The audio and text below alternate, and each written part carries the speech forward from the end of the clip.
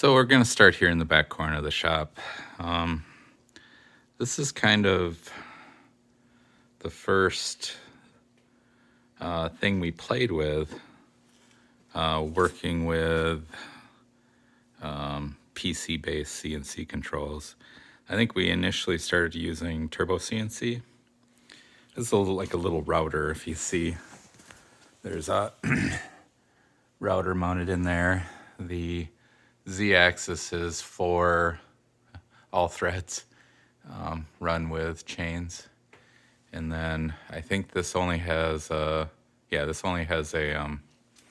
lead screw on one side of each axis. But holy crap, we learned a lot. This is actually probably the first machine that I played around with Linux CNC. This actually used to be a step and repeat machine for art.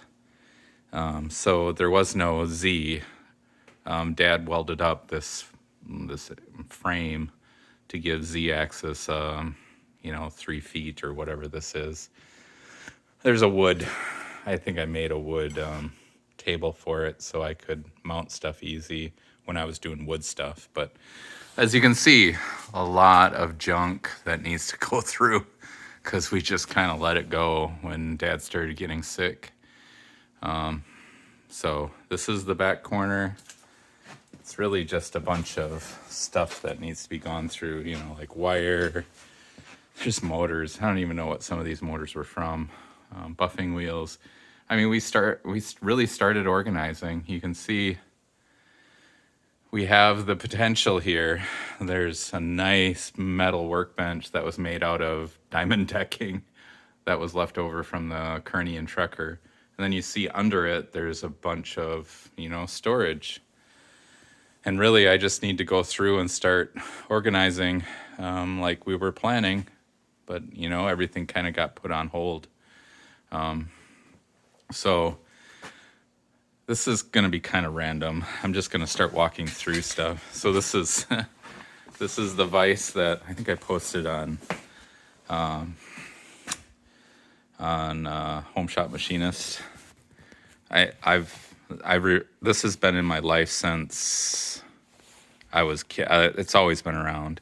I think it was from my grandfather. I'm not 100% sure, but Dad made some soft jaws for it. He also has, aluminum ones that he had made. So yeah, I love that vise. It could use a little TLC, but my God, we've used it for everything. But yeah, as you can see, lots of organization that just needs to happen. And half of this stuff just needs to be gone through, and maybe we don't need half the stuff that's here. But in random, we've been kicking around forever. I don't know why we kept it. Stuff like this. So this is the Gemco or Gemco. I don't even know how you pronounce it. Shaper. This is like the first machine Dad got when he started building a machine shop. This was down in the other pole building. Well, we got another pole building full of just junk, really. So I have to go through that too. But this thing actually works really well. I use it off and on. But there's the spindle from another lathe. Do I need it? Well, it's actually the spindle for this. So do I keep it? I don't know yet. There's so many decisions to be made. This is the Cincinnati Malacron 16-inch. This was, I think, 1973. I think I'm going to keep this. It's got 2 turrets. And, it's a nice big size. It's actually moved, I think, to where it's going to be. And we were starting to figure out how to mount servos on it. So, yeah. This one I think I'm going to keep. Dad kept saying, should we throw it out? I'm like, nah, I kind of like it. It's a nice, big lathe. But that'll be a project down the road. So we did the shaper. again, there's just so much stuff I need to go through. Oh, look at grease. I have to remember that's there. Grease and oil. Let's see. Oh, and there's a whole bunch of BT35 tooling for the Matsura. It's going to be fun, but holy crap. Sometimes I just stand down here paralyzed. So this, I don't know if you can see it. I'm talking about this right here. This is actually a table that is hydraulically like a scissor jack. So I think that's the lowest it'll go, but it'll go up to like 6 feet or 5 feet. The plan was always to actually redo the concrete by one of the doors and sink this in so that, you know, we had a way we could drive something into it or whatever and then raise it up to work on it.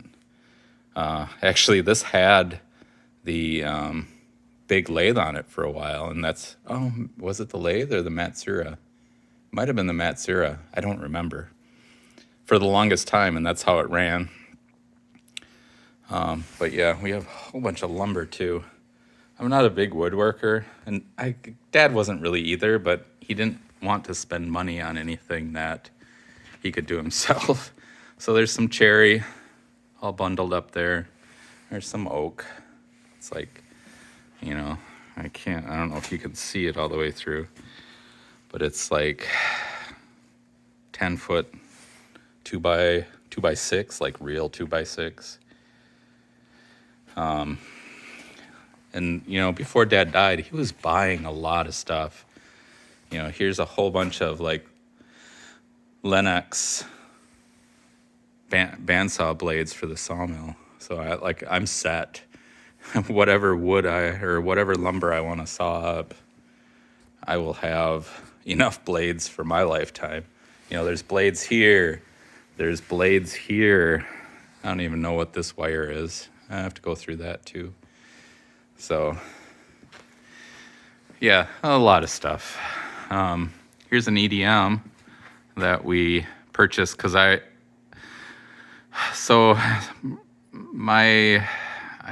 had a thing for Stirling engines, and I was trying to develop one that was pretty efficient, and divorce and kids that kind of put a hold on it. But we purchased this thinking that I needed to use this for some of my ideas, got it running, and then I figured out a different way to make it.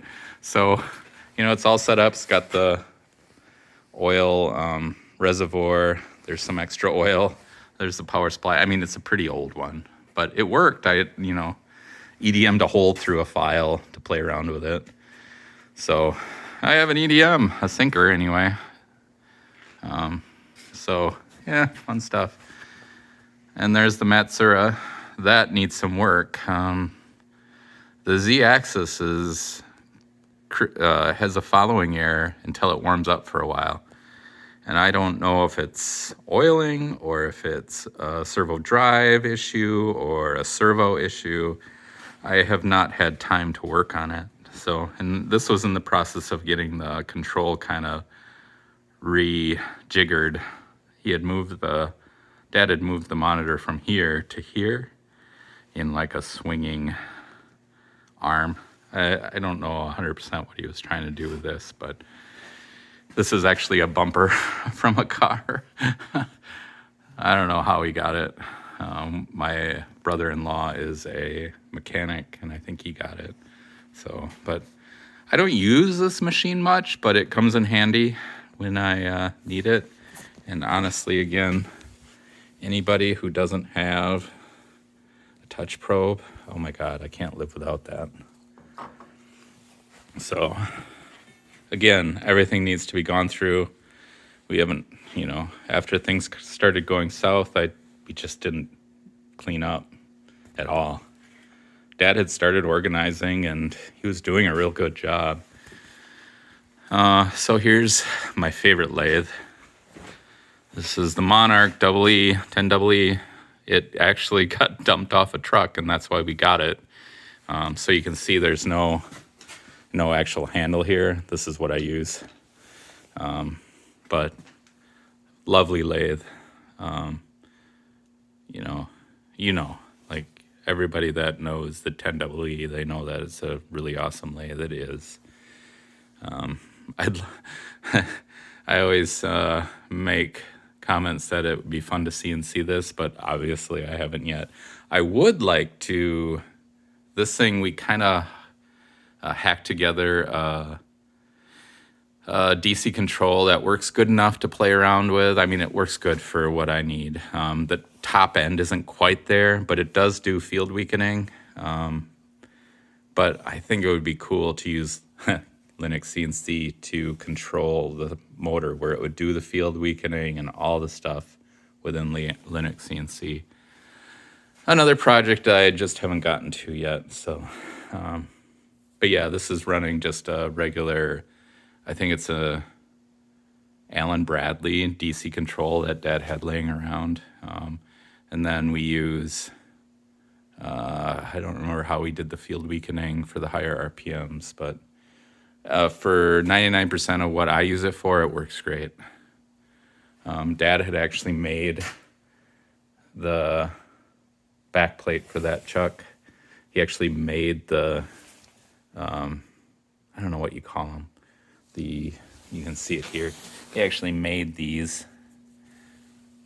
That was actually made on the shaper, if I remember right, like in the 80s on this chuck, because that's all he had. And it works great. And then he ended up buying a 3-jaw, I think that's what that is, to use with it too. But 90% of the time, we probably have the 4-jaw in here. So, and then we have a Mazak. I don't know what this is. Oh, it's a quick turn. It's a quick turn 20 universal.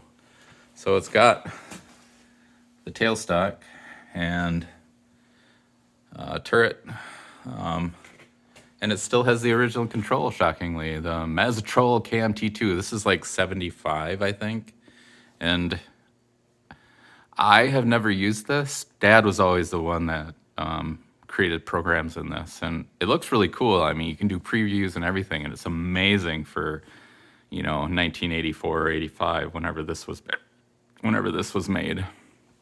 So, yeah, crazy. So, I mean, honestly, the monitor's already starting to go, and there's some other issues. It wouldn't be a big deal to convert. I'd probably still use the original servos that came with it, the servos and servo drives. This is another lathe that has quite a few belts to drive it. I don't know how many horse that spindle motor is. Pretty cool. Hey, look at a welder. I don't know if I've ever used this. We have another 400 amp DC supply that's slightly bigger than this. That's, from the 50s or 60s that we've always used.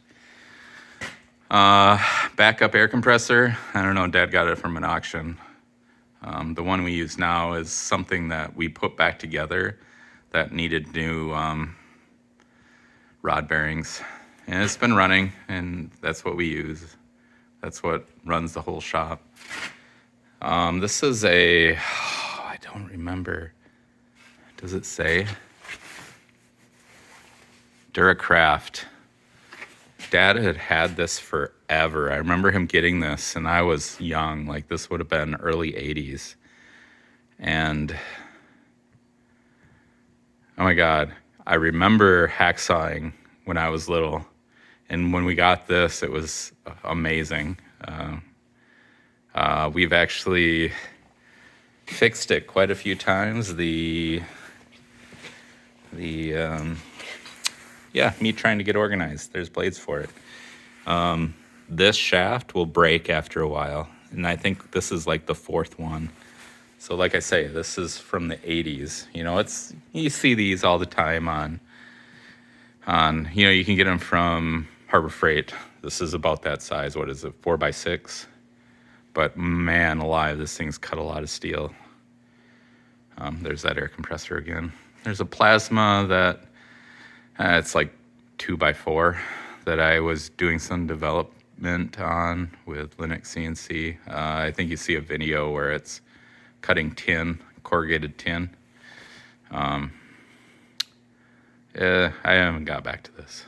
It'd be nice to have it running again. Another project. Hey, look at oxygen settling.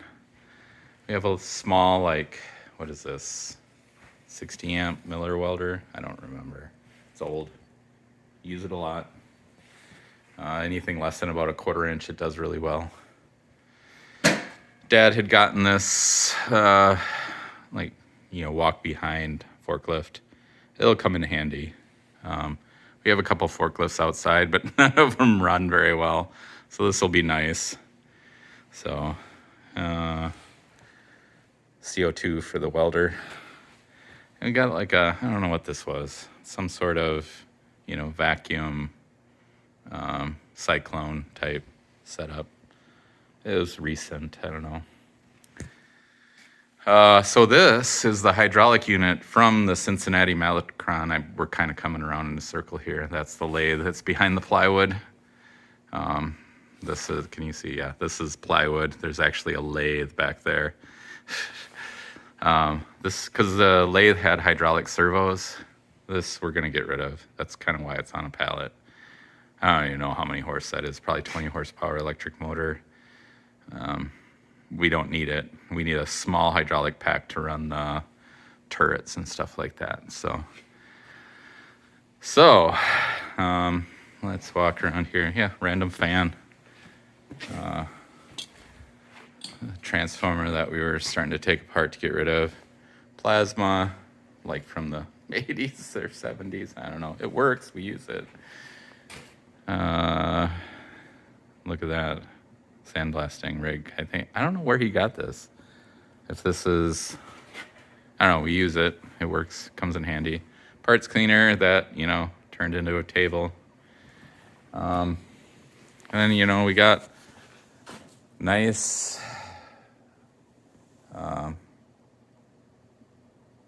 my mind just went blank. Tool chests. We were starting to organize. There's a mock-up of the floor plan. Started trying to get organized. But, life happens. Oh, I forgot.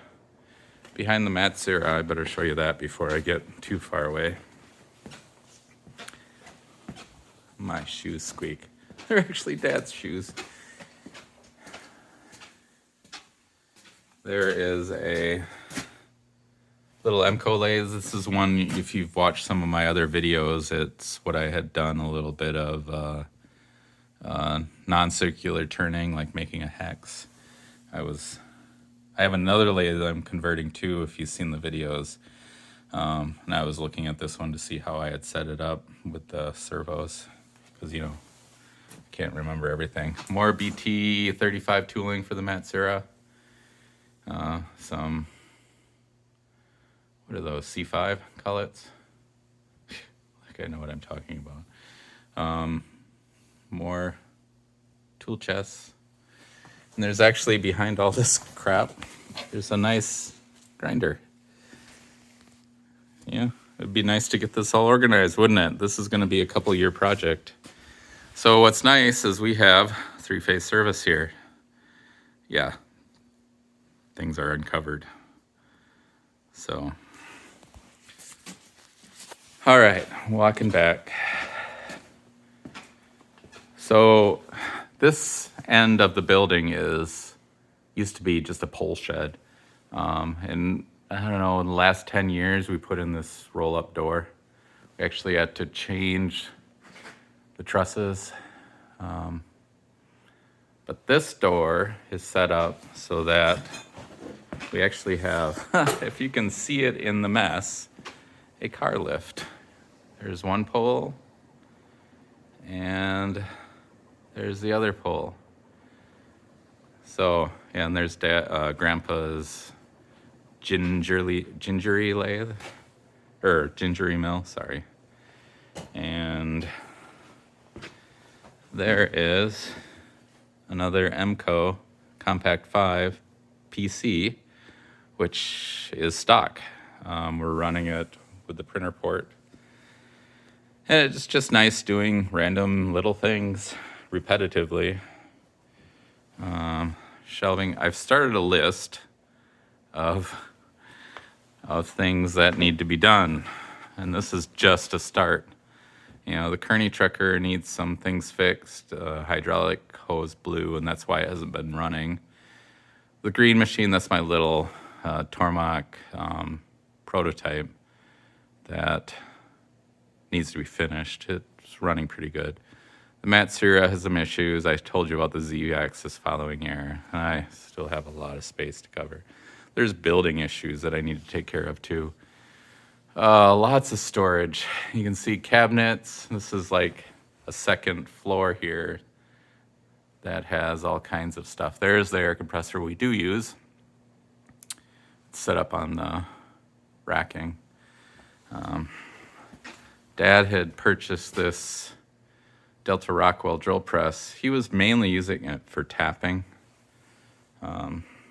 Again, so much stuff to go through.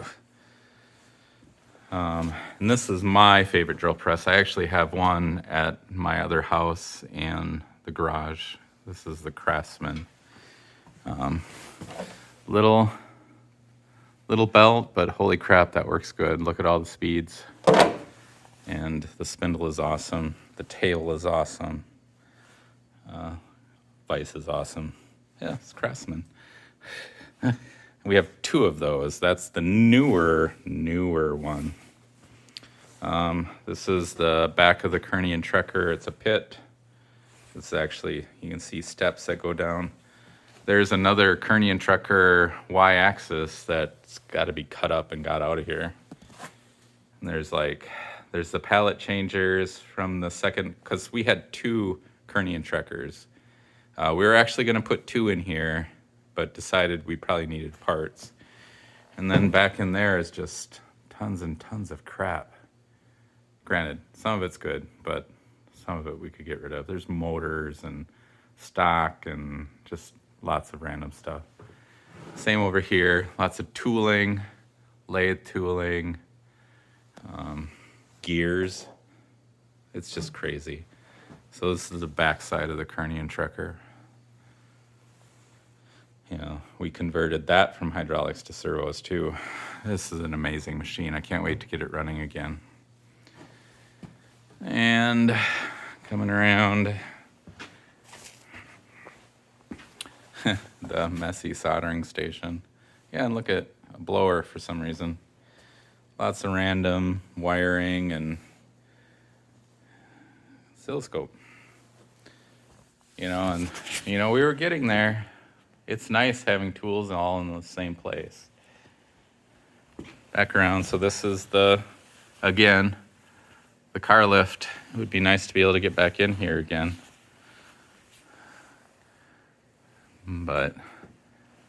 And then on this end, we have an overhead crane, which comes in handy. If you look, there's the other side. It's about half the building. But yeah, love it. Used it to pull this out off the shelving. And that's the other thing is, there's all this shelving that's got stuff on it that I need to go through, figure out what I want to keep and what I want to get rid of. Dad was putting windows into. This one was never finished. You see some electrical has to move. Here's the Nebel lathe. I did some videos where I was CNCing it. It's 80% there. Both axes are CNC'd. For now, I'm using the lead screw for the Z-axis, but the X-axis has a ball screw in it. It's quite nice.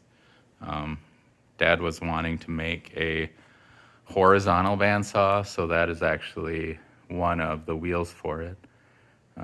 We had machined it with a little bit of a crown. Actually used the CNC for that. So these shelving units, Dad made these doors that fold up. You see that one's folded up. So there's storage and then storage behind. I think that's pretty cool, but you know, this all needs to gone through and organized. This is gonna be a couple year project. There's a AccuLock. This was pulled into the door and that's all we did with it. I think this might just be sold or scrapped. The tooling is really weird. Nothing like anything. The control is dead. But it has a lot of motion. I haven't made any decisions yet. And there's also a fourth axis. If anything, I'd at least keep the fourth axis. And look at a table full of junk. And the table is a granite table. But we've been using it as a workbench that's way overgrown.